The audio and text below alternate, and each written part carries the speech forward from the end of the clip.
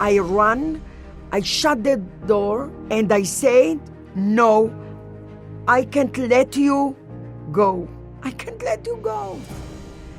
Don't test me. I lose 2 sons and your father. This is war. You can die. Don't test me. And he said only one sentence. If I will not go, you can't live here, and my children can't live here. Please, Mom. My name is Miriam Peretz. I was born in the Atlas Mountains of Morocco in a very poor family. My life were very difficult life.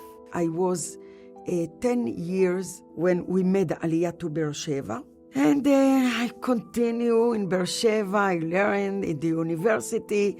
I became to be a teacher. And after the 25 years, a principal of school. And Baruch Hashem, Hashem blessed me with 6 children.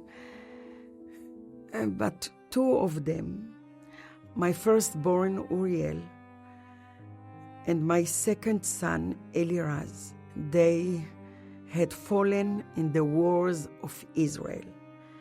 Uriel was 22 years old, an officer in Golani. Eliraz was a deputy commander of Golani Battalion 12, 32 years old.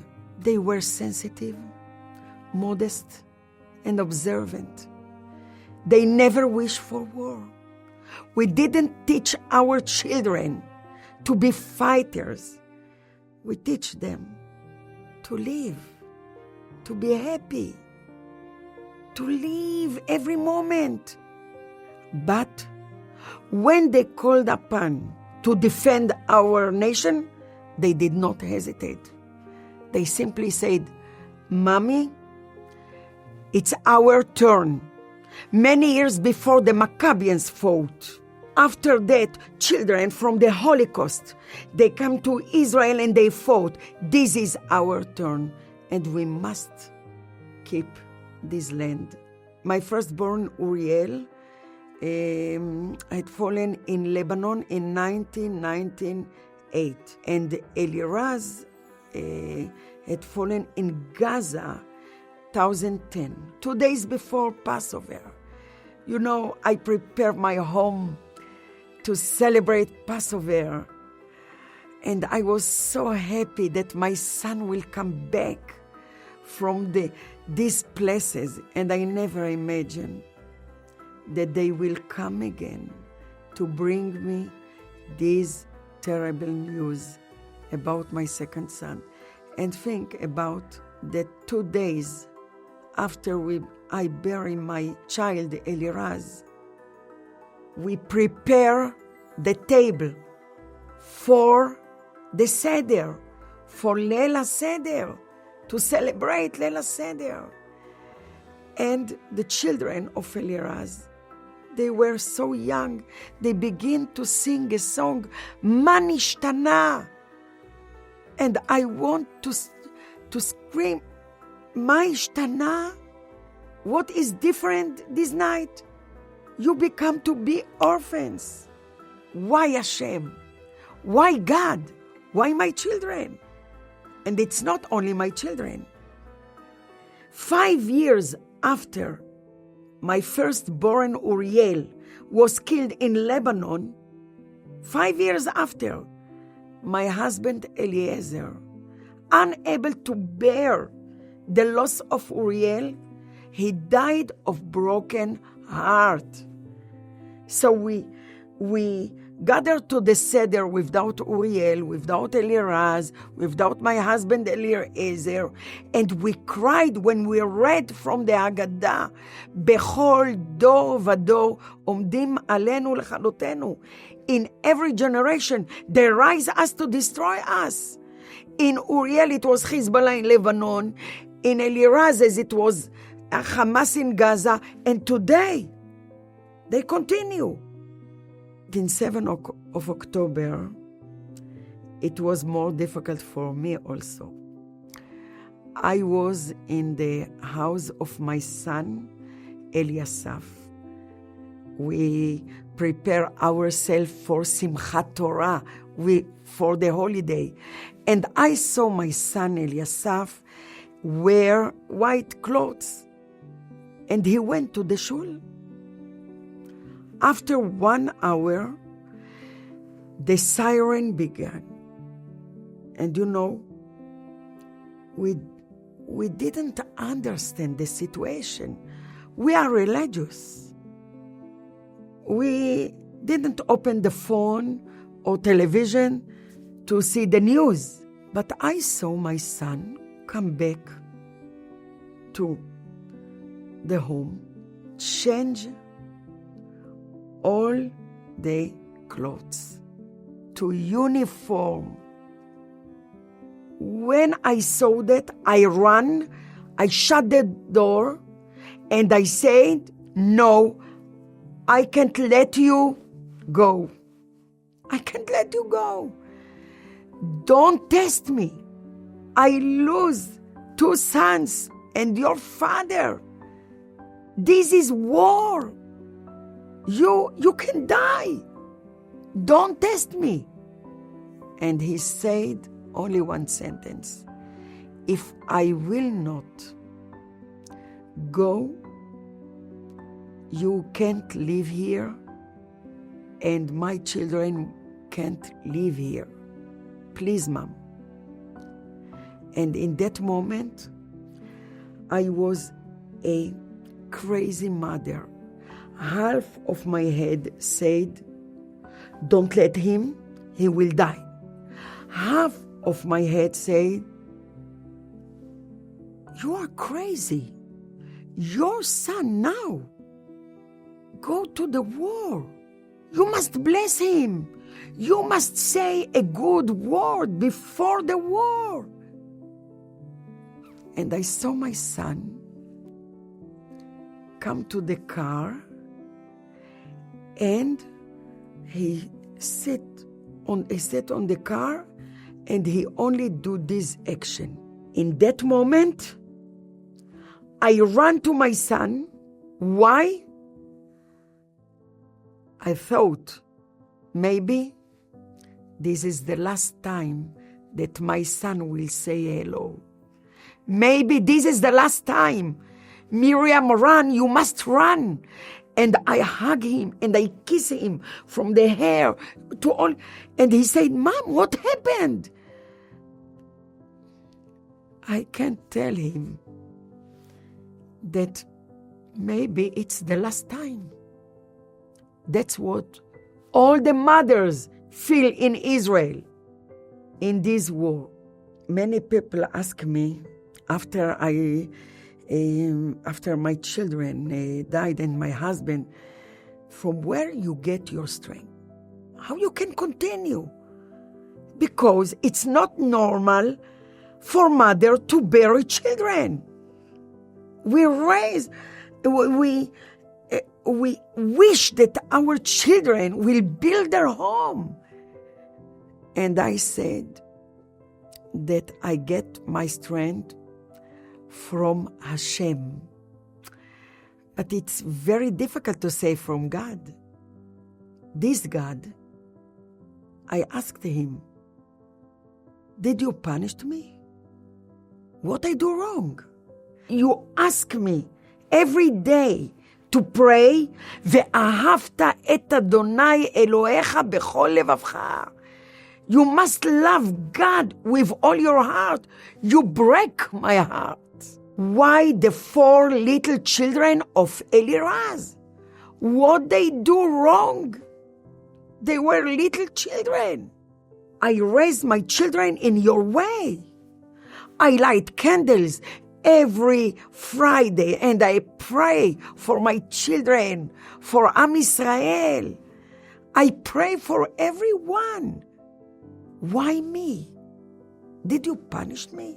How you want me to continue to love you? It's not normal. I will never get answer to this question. I asked Hashem only one request. Please, teach me to love you. It is very easy to love Hashem when we have healthy, when we have money, when we have children, where everything goes as we dream. How to love you when you take my beloved sons, my husband, please. And I must tell you that in the day when they come to bring me the bad news about my second son, I shut the door. I shut the windows so no one could enter. When they come in, I grab their hand and ask them, please, don't say a word. Don't deliver the news. Just let me have my son for 1 minute more. Because as long as you don't say those horrible news, my Eliraz still lives. You know, I wish for 1 minute more. 1 minute. I ask them to come with me outside to a little garden. And I look to the heaven and I said, bring this news to Hashem, to God. I want to know how this God accept this bad news. Why to God? Because the God is the father of the orphans. My children were orphans.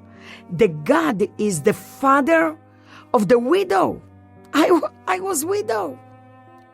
I want to know how this father accept this news. And you know, nothing happened. As you say here, nada. The sun continued to shine and the world continued as normal.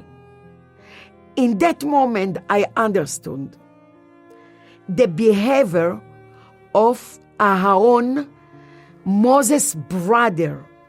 When he lost 2 children, he was in silent. Vaidom Aaron. I will never get answer to all these questions. So I ask Hashem, please, teach me to love you. And help me to continue this life. And when I come to my home, it's maybe 20 minutes after they told me this bad news. On the first step at my home, I saw my 2 boys, Avichai and Eliasaf. I blessed with 6 children, Baruch Hashem. And when I saw them, one word I said, only one word, Toda, thank you.